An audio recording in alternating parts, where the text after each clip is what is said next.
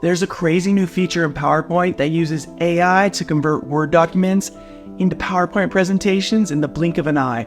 Microsoft Copilot can translate a 10,000 word document into a fully formatted PowerPoint presentation with 30 slides in under 60 seconds.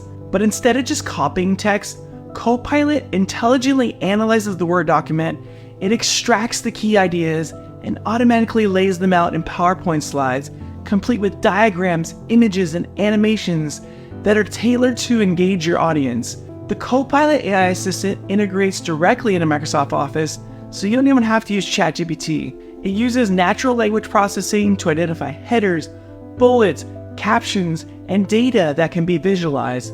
You can chat with Copilot in simple English to customize the look and feel of your PowerPoint presentation. Ask it to reorganize slides, change layouts, or restyle elements. The AI will generate a new slide variation based on your feedback until you get the perfect presentation. This is crazy, and it's going to save a lot of people a lot of time. Don't forget, if you love AI, I'm the guy.